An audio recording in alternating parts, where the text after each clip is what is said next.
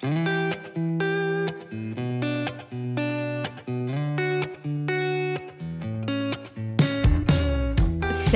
je suis Sandra et je te souhaite la bienvenue sur le podcast qui va te donner envie de réaliser tes projets et même tes rêves les plus fous. Notre mission, t'apporter de l'inspiration. J'échange avec des femmes qui ont osé s'écouter. Choix de vie audacieux, parcours atypique, projets fous, elles nous dévoilent tout sans filtre. L'idée, à travers chaque épisode, c'est d'adoucir tes peurs pour les remplacer par de l'audace et de l'enthousiasme. Du mouvement, du bruit, de la fumée, laisse-toi entraîner par les locomotives.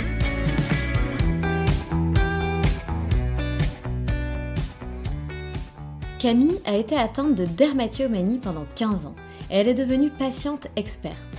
Il s'agit d'un trouble psychique qui touche la peau. C'est un trouble anxieux qui se manifeste par des grattages et une envie de triturer des irrégularités que l'on peut avoir sur la peau. C'est être obsédé par l'envie de lisser sa peau. Un trouble qui toucherait finalement plus les femmes que les hommes. La dermatillomanie se manifeste aussi par ce que l'on appelle des crises. Camille raconte que les crises peuvent parfois durer jusqu'à 4 heures. On se rapproche du miroir, on commence à percer, à toucher et on rentre dans une sorte de transe. Ensuite, le visage est tellement abîmé qu'on en vient à se cacher, à mentir, à annuler des soirées en attendant de retrouver son visage. Pour Camille, ça a démarré à l'âge de 12 ans. Elle rentrait chez elle et le rituel débutait. Elle examinait sa peau et commençait à se gratter, à se triturer des heures durant. Camille a toujours été très sociable et entourée de nombreuses amies. Mais elle contenait finalement en elle beaucoup de choses. Elle intériorisait pour représenter l'image d'une jeune femme épanouie, une sorte d'image parfaite. Elle a passé des années à se camoufler le visage à l'aide de couches de maquillage. Elle s'est rendue compte de la difficulté d'être différente et que pour assumer sa différence, il fallait avoir un fort degré de confiance en soi. Camille, c'est une battante. Elle a tout essayé pour s'en sortir. Elle a entamé une thérapie qui lui a permis d'extérioriser, mais aussi une thérapie cognitive et comportementale. Elle a testé des médecines alternatives comme des séances d'hypnose, de l'EFT et est allée voir un psychoénergéticien. La dermatillomanie est le symptôme de quelque chose qui ne va pas, alors elle devait traiter la cause. Depuis qu'elle est petite, Camille entend qu'elle est très mignonne, et cela a forcément nourri l'une de ses croyances, croire que sa valeur était basée sur sa beauté. Et lorsque l'acné est arrivé sur son visage, cela a réellement cassé la brique de confiance qu'elle avait en elle. Elle a alors cherché à comprendre qui elle était réellement, en dehors de son apparence physique. Aujourd'hui, Camille partage tout au sujet de ce trouble et sur son expérience à travers sa communauté réunissant presque 20 000 personnes. Il manquait cruellement d'informations sur la dermatillomanie, alors elle a décidé de communiquer pour aider d'autres personnes vivant avec ce même trouble. Elle dévoile la réalité et des photos d'elle pour montrer ce qu'elle a vécu pour être 100% transparente. Camille a voulu aller plus loin en sortant un livre début juin et elle a eu 1000 commandes en à peine 2 semaines. Cela prouve que Camille n'est pas la seule. Se trouvant limitée à travers son compte Instagram, elle a souhaité toucher plus de monde mais surtout proposer des informations qui restent. Un vrai partenaire de guérison. Dans cet épisode, on parle image de soi, acceptation de soi, de différence, d'amour de soi, de confiance en soi et de la place de la beauté dans notre société. Et finalement, qui sommes-nous réellement en dehors de notre enveloppe physique ?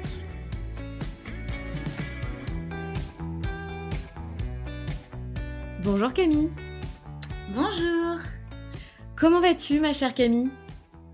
Ça va, bien, ça va et toi ? Très bien, je te remercie. Bon, avec Camille, on a mis beaucoup de temps à trouver un créneau pour faire cet enregistrement, mais on a réussi, donc je suis plutôt contente. Merci Camille pour ta patience, c'est plutôt cool. Bon Camille, qui es-tu ? Peux-tu te présenter s'il te plaît en quelques mots ? Oui, bien sûr. Donc je m'appelle Camille, j'ai 31 ans, je viens de Grenoble et j'habite en ce moment à Orléans. Je travaille dans la communication et la rédaction et j'ai repris il y a un peu plus d'1 an, des études de naturopathie en parallèle.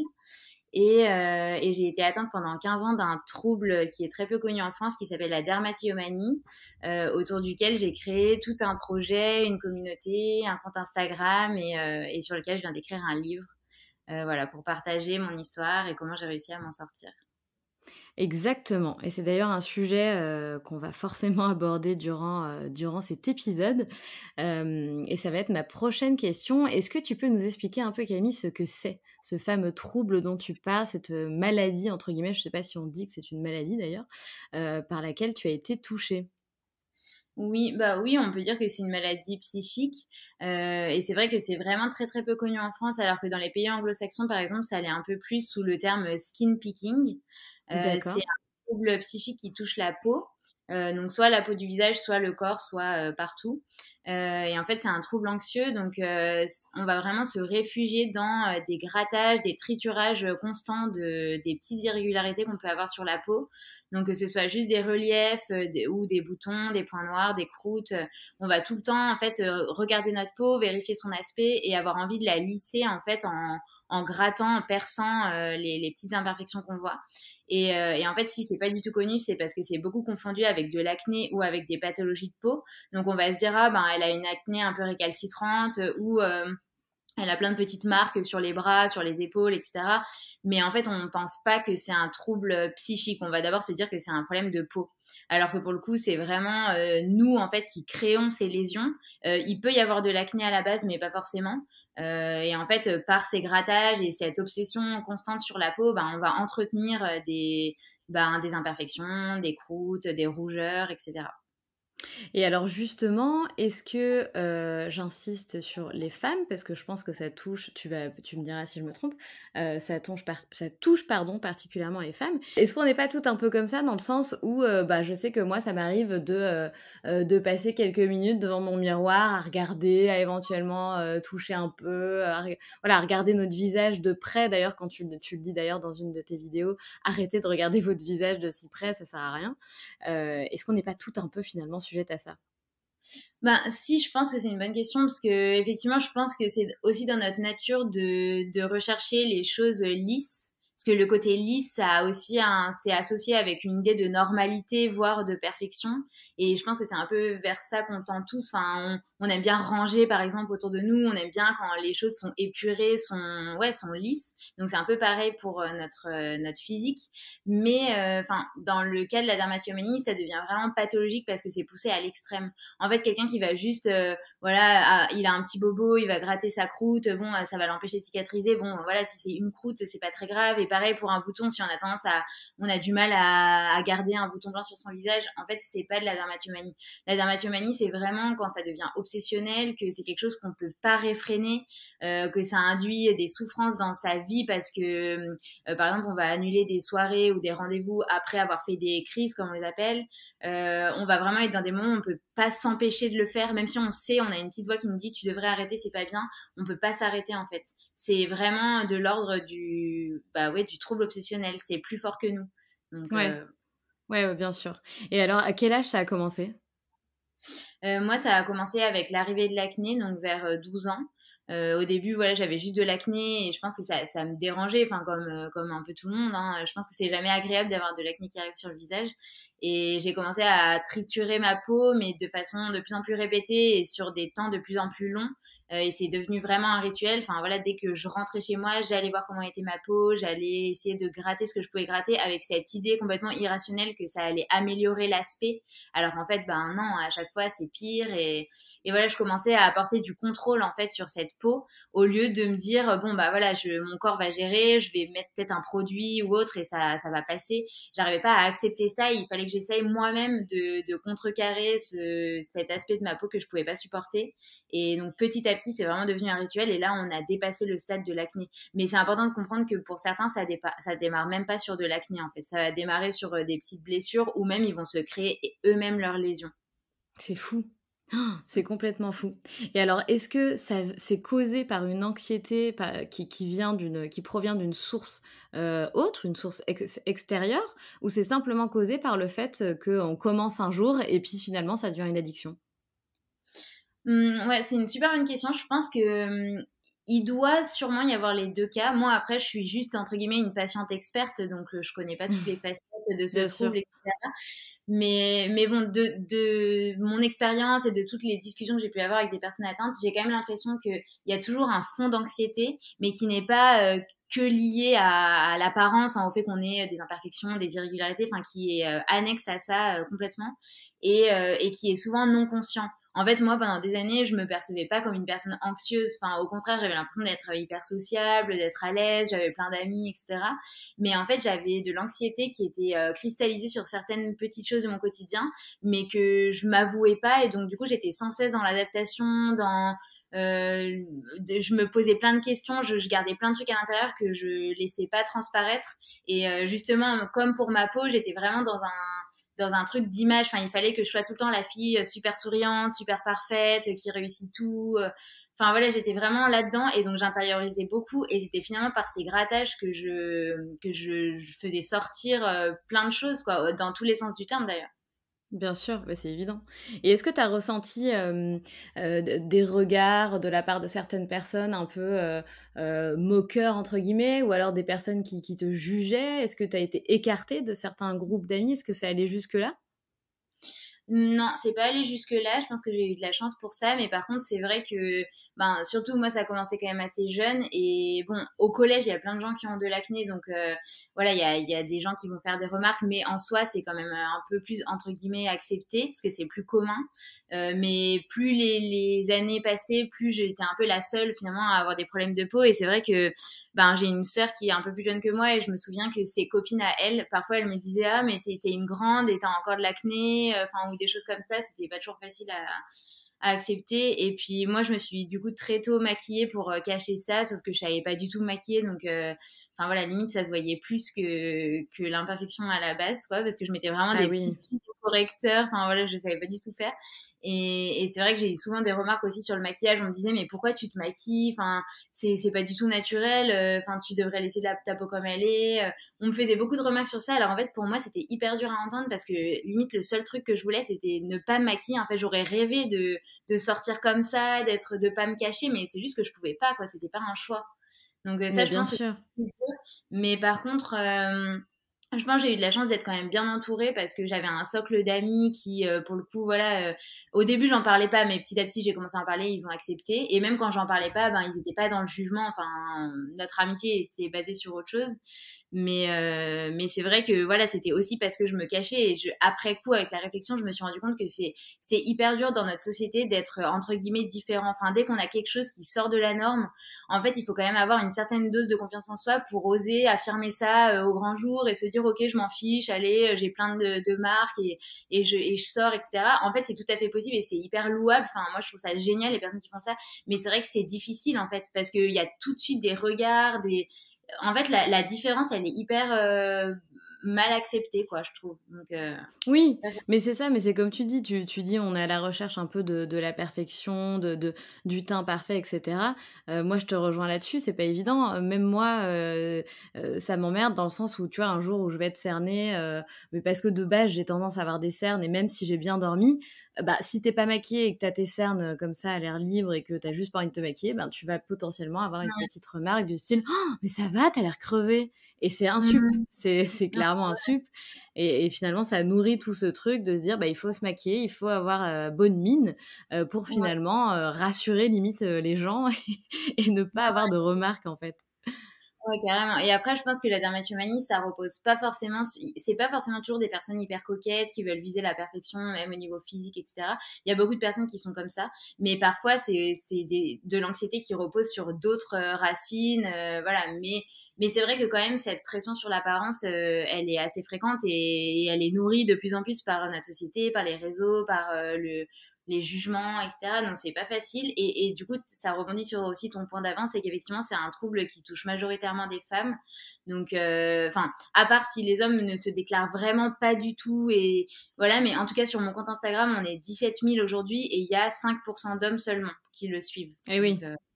forcément. Enfin, forcément, pas forcément, mais ça me semblait, c'est l'idée que je m'en faisais, en tout cas. C'est l'idée que je Ouais. m'en faisais et pour rebondir sur ce que tu dis, c'est vrai qu'à travers les réseaux, malheureusement, on a de plus en plus de photos avec des filtres et cetera, des nanas super jolies, mais on a aussi à contrario, plein de comptes, qui voient le jour et qui font bien parler d'eux justement pour, prôner, les corps entre guillemets «normaux», les visages normaux, les imperfections, Mm. et ça, je trouve ça génial parce que finalement, ça nous enlève, vachement de complexes.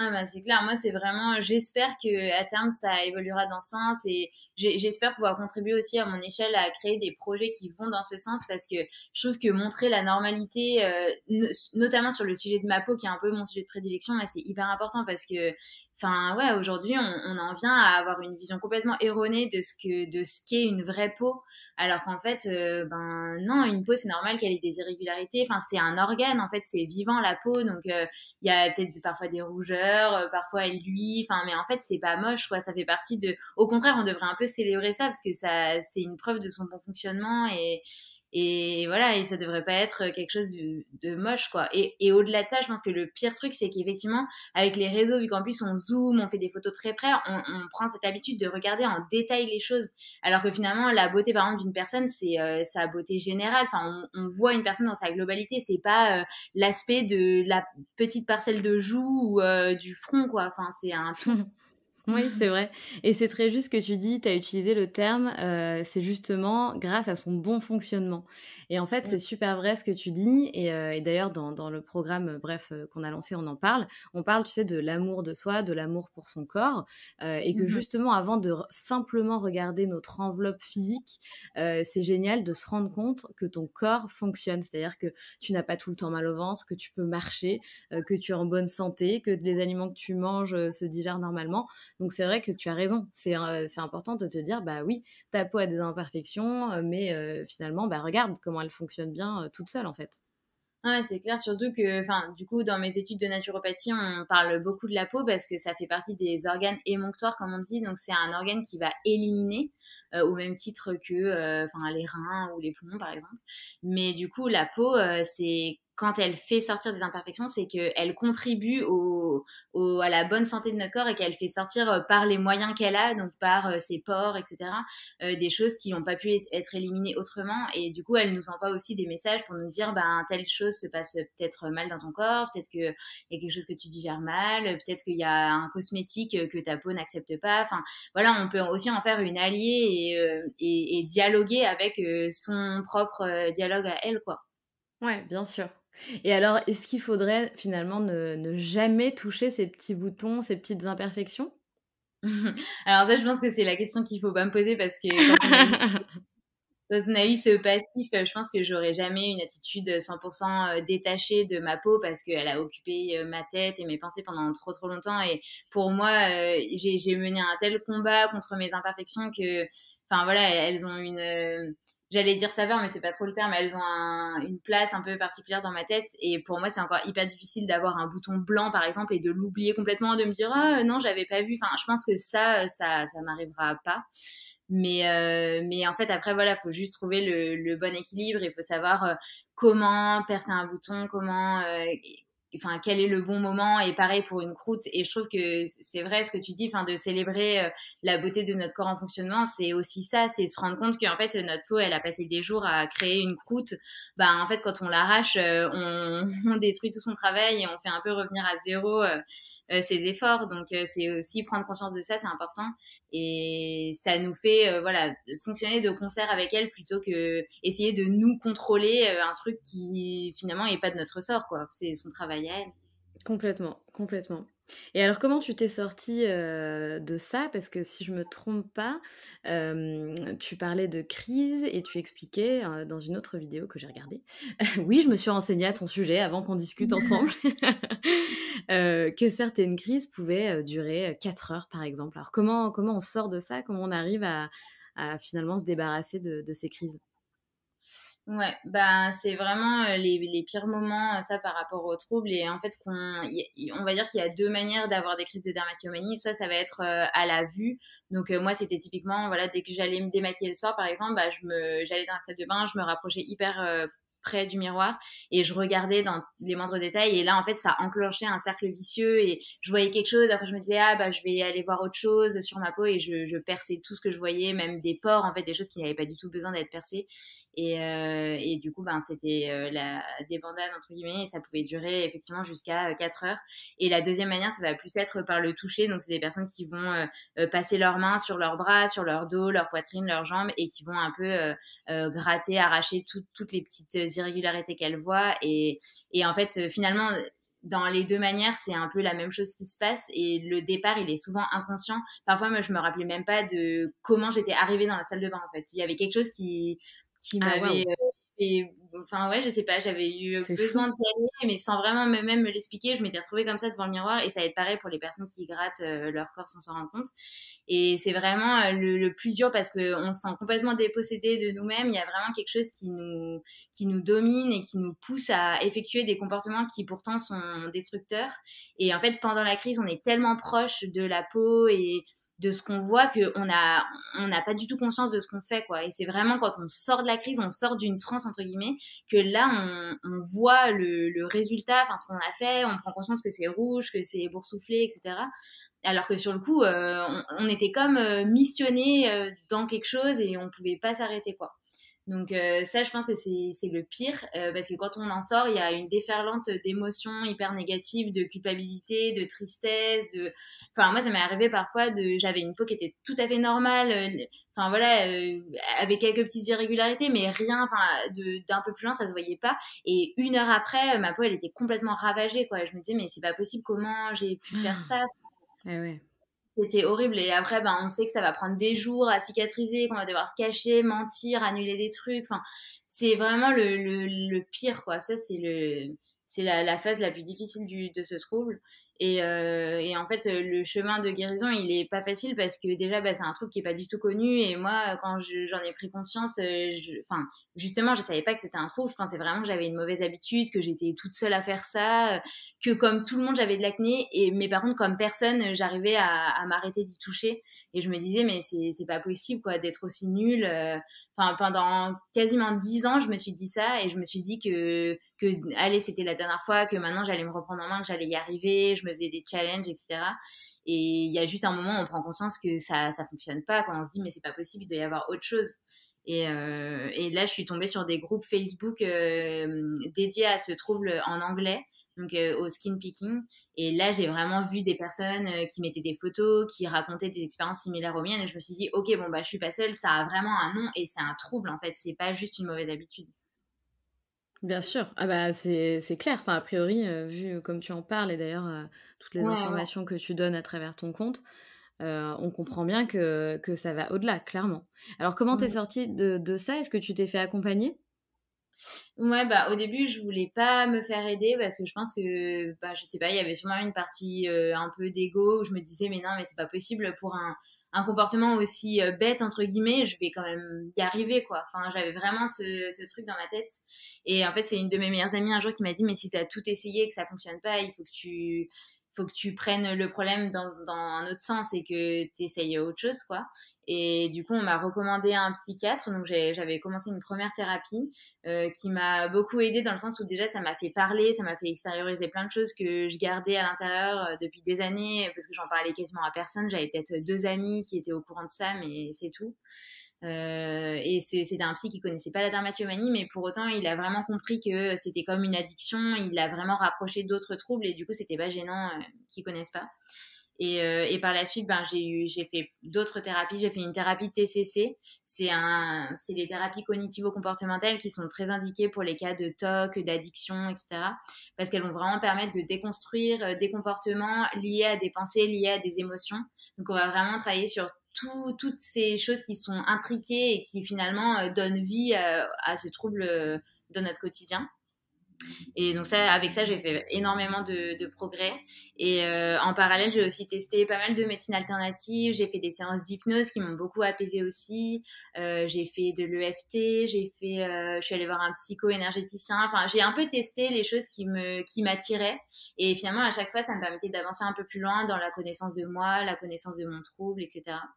Et j'ai fait une dernière thérapie après, enfin je dis dernière mais j'en ferai sûrement d'autres dans ma vie, mais en tout cas à ce stade, où c'était une thérapie où on est plutôt allé travailler sur moi et sur ben, qui j'étais, pourquoi j'étais aussi perfectionniste, quel était mon rapport au regard des autres, comment j'avais évolué au sein de ma famille, quelles étaient mes croyances limitantes, etc. Et tout ça, ça m'a vraiment aidé à mieux me connaître parce que finalement, en fait, la dermatillomanie, c'est que le symptôme de quelque chose qui va pas. Enfin, j'aurais pu tout à fait développer un autre trouble ou voilà une autre addiction, mais ce qu'il fallait traiter traiter, c'était le fond du problème. Enfin, c'est pourquoi j'avais développé ça. C'était pas traiter mes grattages, en fait. C'était pourquoi je faisais des Absolument. grattages. Eh oui, mais c'est exactement ça. Et alors, quel est ton rapport vis-à-vis bah, la pression sociale, du regard des autres? Est-ce que du coup, tu as réussi à avoir des réponses par rapport à ça? Ouais, bah, je trouve que c'est une question vraiment passionnante. Enfin, moi, vraiment, j'adore ce sujet. Et d'ailleurs, je recommande le livre Beauté fatale de Mona Chollet, qui est vraiment intéressant sur ce thème. Mais je trouve que ouais, on est dans une société qui est vraiment difficile pour la femme et surtout quand entre guillemets quand on était petit, on a été vu comme une personne plutôt mignonne, jolie, etc. Enfin moi c'est quelque chose qu'on me disait quand j'étais petite et je pense que ça m'a vraiment pas aidé du tout parce que ça a nourri en moi l'idée que ma valeur reposait sur mon apparence et voilà quand c'est la première chose qu'on vous dit quand vous êtes petit, que vous arrivez quelque part, on dit ah elle est jolie, elle est mignonne, etc. Bah, je pense avec du recul que dès que j'ai commencé à avoir de l'acné, j'ai eu l'impression que c'était ma propre identité qui s'étiolait parce que bah, mon visage n'était plus celui auquel j'avais habitué les autres. Et inconsciemment, je pense que c'est une brique de ma confiance qui s'est cassée. Et c'est vrai qu'aujourd'hui, je fais hyper attention, même moi avec mes petits-neveux ou autres, à pas trop leur faire de remarques sur leur physique parce que je trouve que c'est important de valoriser les enfants sur d'autres aspects d'eux-mêmes, sur leur humour, sur leur connaissance, etc. Parce que finalement, le physique, c'est tellement éphémère. Enfin, au fil de notre vie, on passe par plein de corps et d'apparences différentes. Et moi, j'avais une grand-mère qui était hyper coquette. Et quand elle a commencé à vieillir et à changer, ça a été un vrai choc pour elle. Et je sais que ça l'a rendue extrêmement triste. Et je m'étais toujours dit, ben, j'espère que je serais pas comme ça, en fait. Que j'aurais réussi à dépasser cette obsession sur mon apparence pour en faire un sujet secondaire et arriver à me concentrer sur tout le reste. Parce que finalement, la vie, c'est pas que ça. Donc voilà, mais après, voilà, on est quand même dans une société où, comme je disais, enfin, on est quand même tout le temps jugé. J'ai l'impression, enfin, il y a beaucoup de remarques qui sont faites sur le corps des autres et ce que je trouve hyper intrusif d'ailleurs, parce qu'on devrait jamais faire ça. Et du coup, C'est ben, c'est clair. pas. Mais petit à petit, enfin, je pense que aussi grâce à mon entourage, à mes meilleurs amis, à mon copain, bah, j'ai vraiment réussi à prendre conscience de qui j'étais en dehors de mon apparence. Et ça, je pense que c'est clé et c'est quelque chose c'est un travail que tout le monde devrait faire, d'arriver vraiment à identifier quels sont ceux pourquoi les gens nous aiment en dehors de la manière dont on paraît en fait. Qu'est-ce qui est notre spécificité Enfin ouais, ce pourquoi les gens nous reconnaissent, ils disent ah elle est comme ci, elle est comme ça. Enfin et ça m'a vachement aidé parce qu'en fait je me suis toujours aujourd'hui je me raccroche toujours à ça en me disant mais en fait Camille t'es ci, t'es ça et ton physique c'est rien, c'est pas ça qui est important. C'est tellement vrai ce que tu dis et ça me parle, mais fois 1000. C'est des sujets qui me passionnent aussi et c'est vrai, tu as raison, de base le comportement, nous adultes, avec des enfants, c'est souvent de leur dire: «Non mais qu'est-ce que t'es beau, qu'est-ce que t'es mignon», et je le Mm, sais, tu vois? Moi, j'ai un petit de 2 ans, par exemple, et mm, c'est vrai que, bah, j'ai tendance à lui dire: «Mais qu'est-ce que tu es beau, mon fils», et en fait, à chaque mm. fois, je me dis: «Non, arrête de lui dire trop», parce que je sais, j'ai un peu ressenti la même chose que toi, tu vois? Petite fille, souvent on te dit: «Oh, tu es belle, tu es machin». Moi, j'avais vraiment l'impression que l'enveloppe physique jouait un rôle primordial, en fait, dans la sociabilisation, dans tout, en fait, dans ta vie, que ce soit pour, entrer dans le monde professionnel, parce qu'on m'a déjà dit: «Non, mais c'est bon, tu mets une belle photo sur ton CV et tu verras, Oui, ça va bien t'aider, quoi». d'un Tu vois? C'est côté, c'est horrible. vrai, enfin, on peut pas renier ça. Enfin, Mais c'est vrai oui! qu'il y a des études qui ont été faites sur ça qui montraient qu'effectivement, l'apparence physique aujourd'hui, elle peut donner des points à des gens, quoi. Donc, Mais c'est vrai. Mais tu as ouais. tout à fait raison mais moi, ça m'a toujours j'étais là: «Mais arrête, dis pas ça, n'importe quoi, ils vont d'abord voir mes compétences, ils vont voir ci, ils vont voir ça», et souvent, tu vois, on esquissait un petit sourire en me disant: «Non mais Sandra, arrête quoi, ouvre les yeux», j'étais là: «Mais quoi, ouvre les yeux?» Tu sais, genre, ça Mm. m'a toujours vachement perturbée, tout en finalement, bah, en voulant avoir quand même une enveloppe physique plutôt agréable parce que je savais que ça pouvait avoir des résultats, bénéfiques, Mais quoi. C'est un peu bizarre, ça, mais ouais, mais ça, je pense que c'est aussi vachement lié à ce qu'on voit en fait dans les médias et aussi aux personnes qui s'assument. Parce que je trouve que ben, la beauté aujourd'hui, elle a été incarnée par des femmes qui voilà, s'apprêtaient hyper bien, posaient sur des photos, des choses comme ça. Et je trouve que du coup, aujourd'hui, c'est hyper positif parce que il y a il y a une diversité de corps et de physique qui s'expriment de cette manière et qui osent se sentir belles en fait avec qui elles sont. Et je pense que c'est vraiment ça qui va contribuer à faire changer les mentalités, parce que finalement en fait la beauté c'est hyper subjectif. Enfin selon les pays et selon les années, les canons de beauté ils sont hyper différents. Enfin il y a plein de photos qui circulent sur internet avec ça, avec les canons de beauté voilà selon les pays, etc. Et donc en fait finalement ce qu'on considère comme beau c'est ce qui est le plus répandu en fait dans ce qu'on voit autour de nous. Enfin voilà, en termes de forme de visage, etc. Même si j'avais vu des études sur ça qui montraient aussi que la beauté c'est aussi une question de symétrie. On va trouver quelque chose de beau quand il est Ah oui, équilibré. ah Enfin ça oui, c'est un d'accord. peu un truc enfin ancestral, mais il n'empêche que voilà le fait que ce soit commun et que ce soit hyper répandu, ça contribue aussi à façonner des idéaux de beauté. Donc je trouve que là on est dans une époque où à mon avis ça va changer et on va de plus en plus se dire ah là là mais cette femme elle est vraiment belle parce qu'elle dégage en fait, pas parce qu'elle correspond au canon, juste parce que voilà elle a l'air ouf quoi, j'ai envie de lui parler, elle connaît tellement de choses, elle a l'air d'avoir tellement d'assurance. Enfin, je pense que ça va évoluer dans ce sens. Enfin Oui, mais j'espère. complètement. Bah, je suis d'accord avec toi et je trouve que c'est déjà le cas, tu vois? Même moi, je vois l'évolution de Sandra adolescente et Sandra maintenant, bah, mes critères sont pas du tout les mêmes. C'est-à-dire qu'avant, j'avais vraiment des critères, heu, pas Barbie, mais genre moi je trouvais une fille belle parce qu'elle était, sensiblement parfaite, tu vois? Enfin, parce qu'on m'avait formée à aimer ça. Enfin, en tout cas, c'est ce que j'avais compris, de ce qu'était la soi-disant beauté. Et aujourd'hui, mais pas du tout. Aujourd'hui, c'est tout le contraire. Enfin, une femme, je trouve des femmes, mais d'ailleurs j'en trouve de plus en plus, j'ai l'impression de trouver de plus en plus tout le monde beau finalement. Mais parce que je trouve que chacun dégage quelque chose de différent, comme tu dis, et c'est souvent aussi la confiance que la personne peut dégager d'elle, bah ça la rend sublime aussi en fait.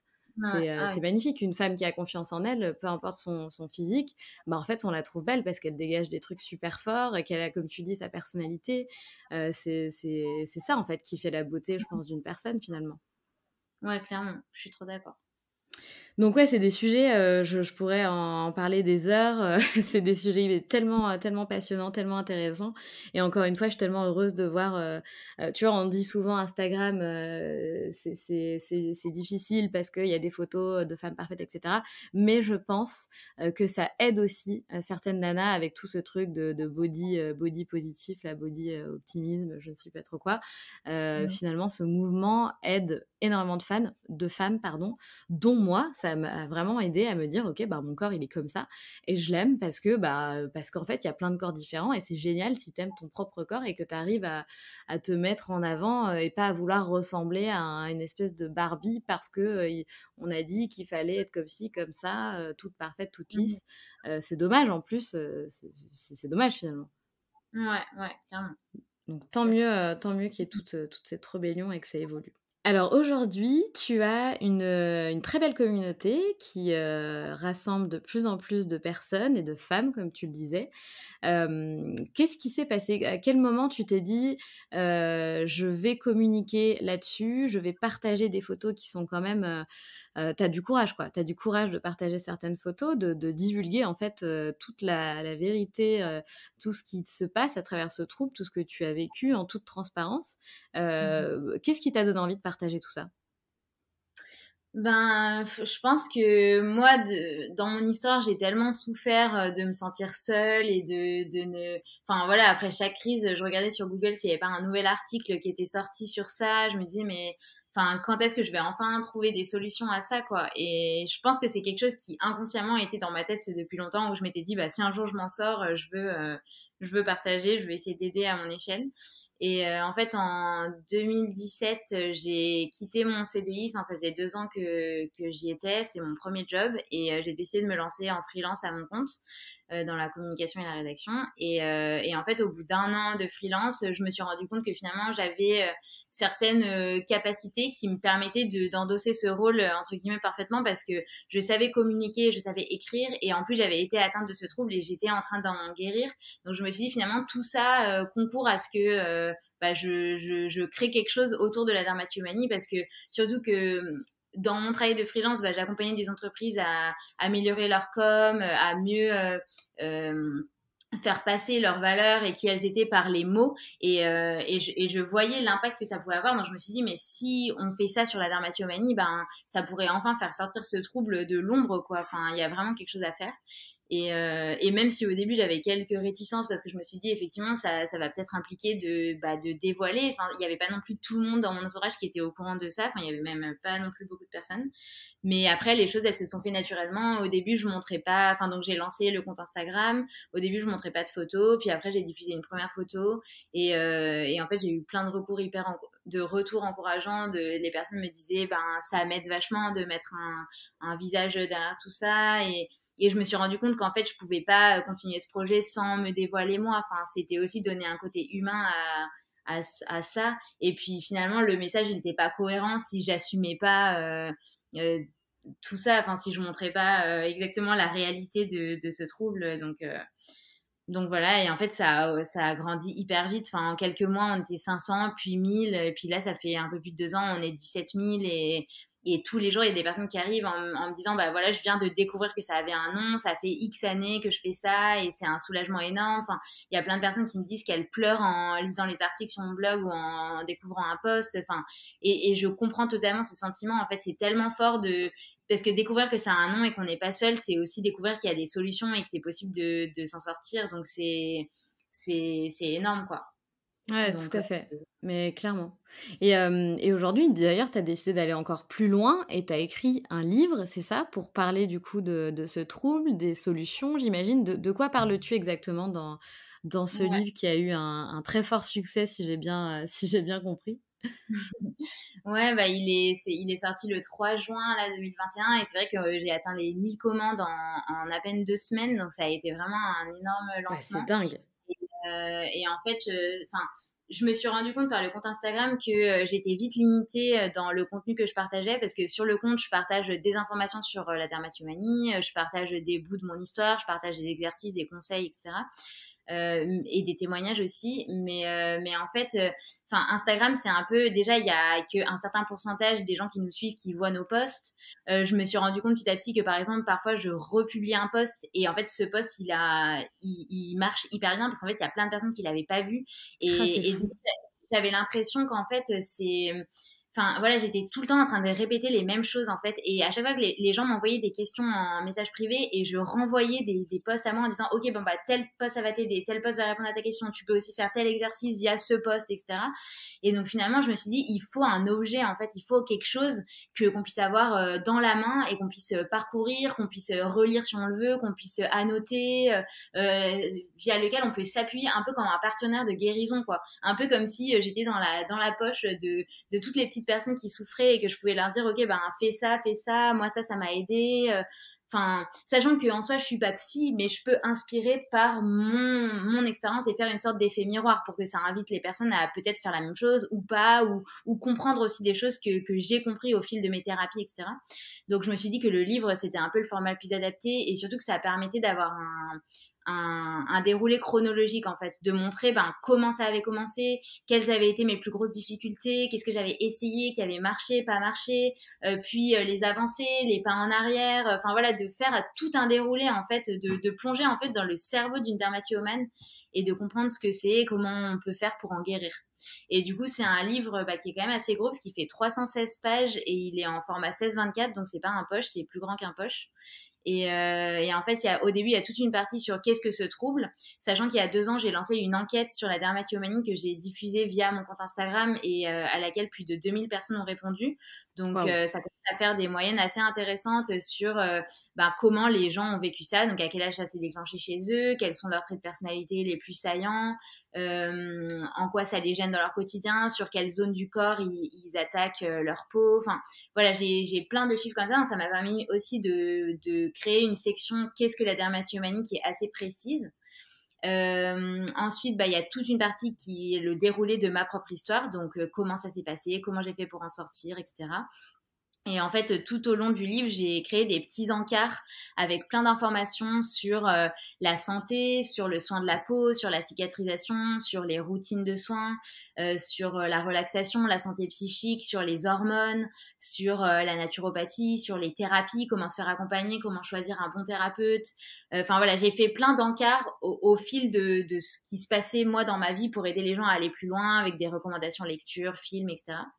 Et en fait, à la fin, il y a toute une partie avec plein d'annexes. Donc, il y a une partie pour les proches, comment aider une personne atteinte. Il y a des fiches pratiques, genre comment se maquiller le teint, une liste de mantras qui peuvent aider à aller mieux. Il y a des conseils de relaxation aussi. Et après, il y a le récapitulatif de toutes les astuces de ce livre. Et il y a d'autres témoignages aussi. Il y a une douzaine de témoignages, hommes et femmes. Donc, c'est vraiment un livre hyper complet, en fait, sur la dermatillomanie pour essayer d'aller mieux. Complètement, tu as l'air d'avoir fait un travail de dingue. Ça t'a pris combien de temps d'écrire ce livre?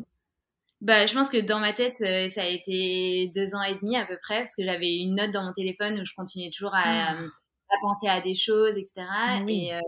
Et par contre, le premier mot, je l'ai posé juste avant le premier confinement, donc en mars 2020, c'est ça? Ouais, c'était 2020. Oui, c'est ça, exactement.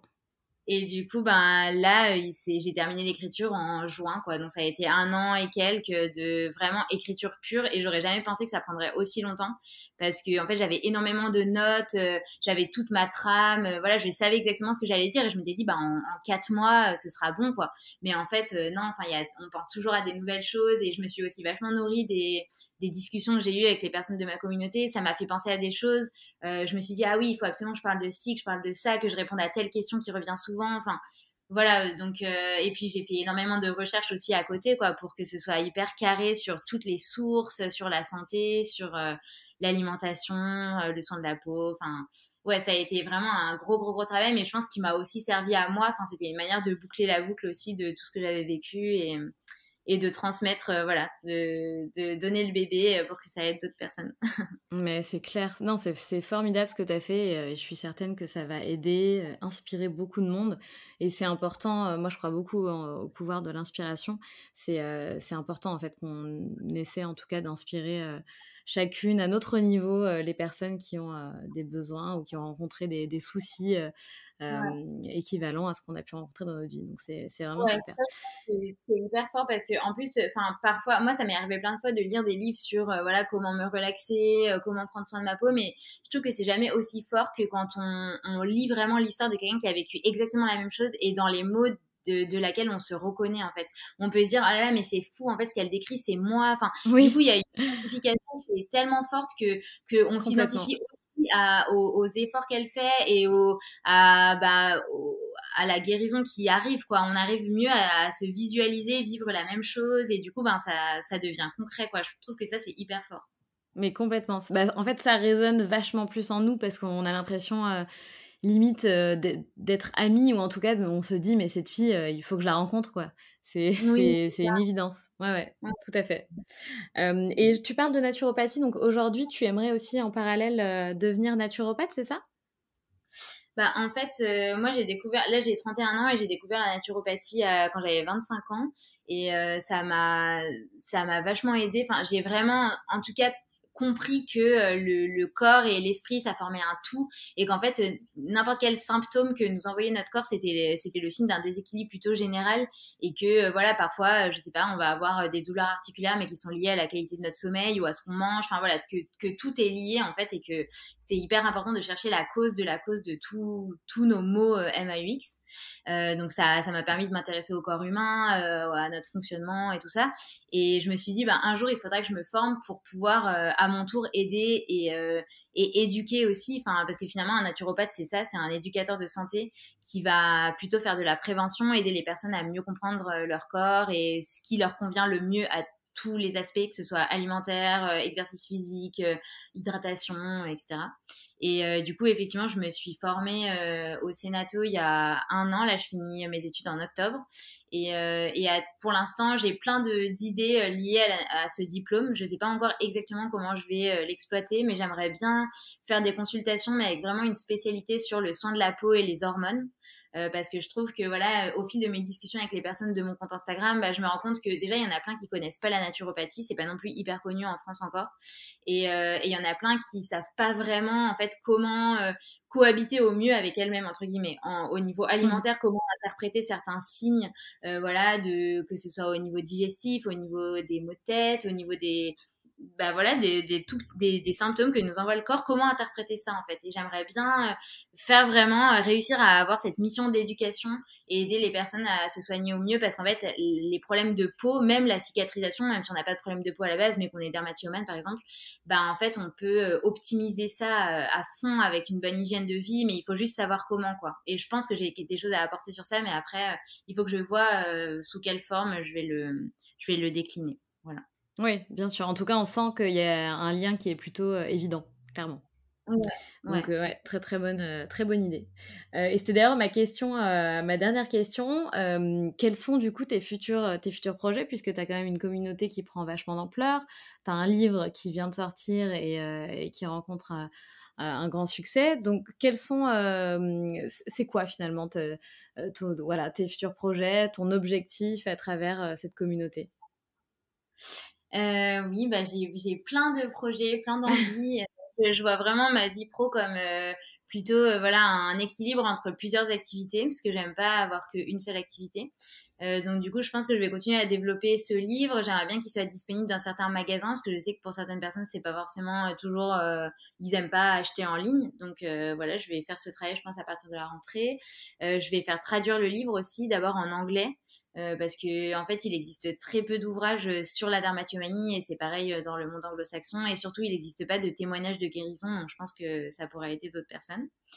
Après, là, je reprends un peu des missions freelance que j'avais pas mal mis de côté avec les études et le livre, parce que j'avais pas vraiment le temps, et j'aimerais bien me faire des missions de com et de rédaction sur plutôt des sujets sur la santé, la peau, etc. Et ben, lancer des accompagnements en naturopathie, mais du coup, je sais pas encore quand, peut-être à partir de la prochaine rentrée en janvier. Euh, voilà, je sais pas encore trop, et j'aimerais bien aussi éventuellement travailler dans des clubs de sport, pouvoir accompagner des personnes à reprendre en main leur santé, leur hygiène de vie. Mais voilà, il y a plein. Il faut que je me pose un jour et que je liste tout ça et que je vois comment je priorise. C'est dur, hein? Ouais. Comme je te comprends, j'ai un peu le même souci, plein d'idées, mais ne pas savoir, prioriser, par où Ouais, commencer, se projeter.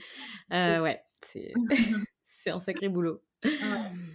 Bon, en tout cas, tu connais, le rituel. Est-ce que tu as une petite phrase? Est-ce que tu as un mantra ou un conseil que tu aimerais partager avec nous? Ben en fait, j'ai pas vraiment de mantra. Enfin, il y a plein de phrases que j'aime bien, mais on va dire que dans ma philosophie de vie, ce que j'aime bien me répéter, c'est que rien n'arrive jamais par hasard.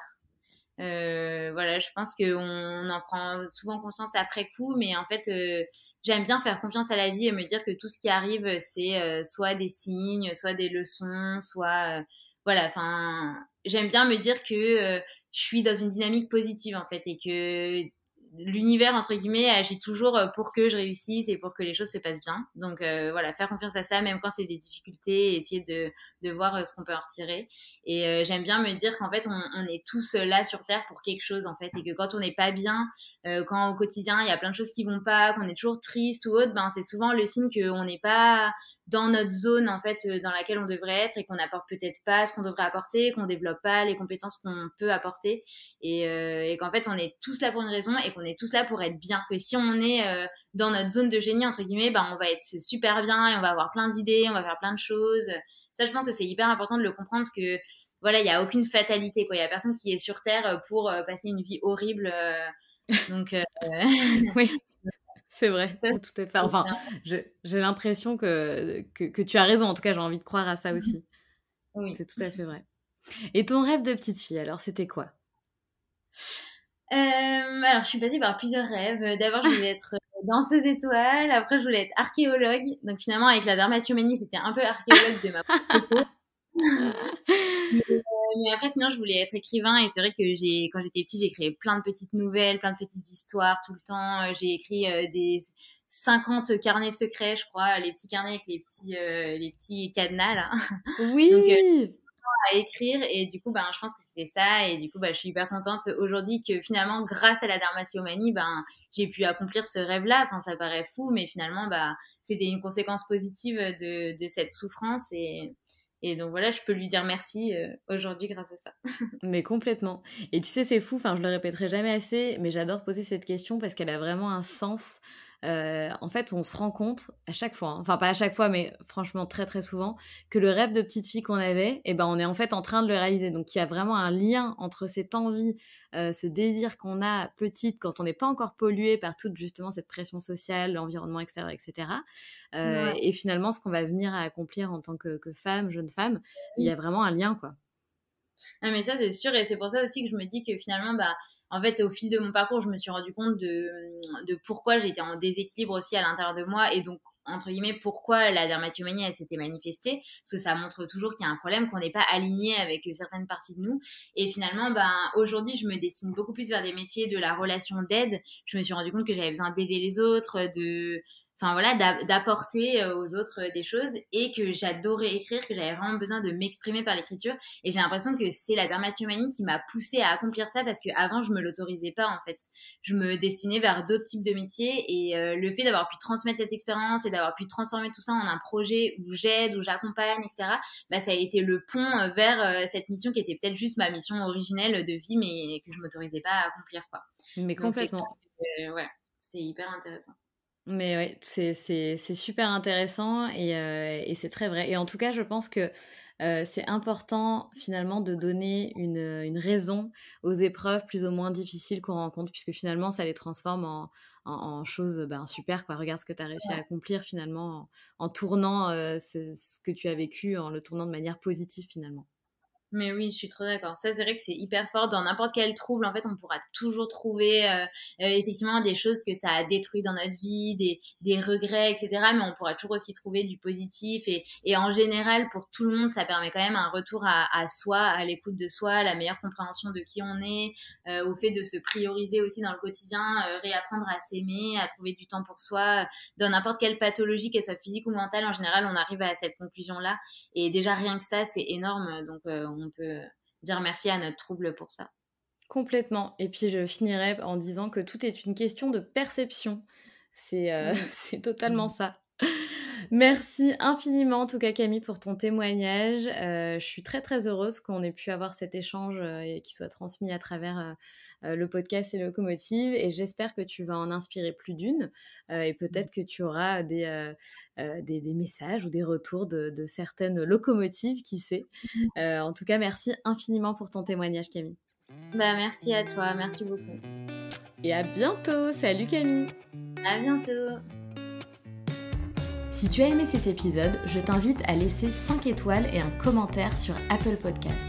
Cela m'aidera grandement à augmenter la visibilité du podcast, mais aussi à le faire connaître. Tu peux aussi rejoindre la communauté sur Instagram pour ne manquer aucune actualité, et également rejoindre le groupe d'entraide à la réalisation de projets sur Facebook qui s'intitule les Locomotive Crew. À bientôt!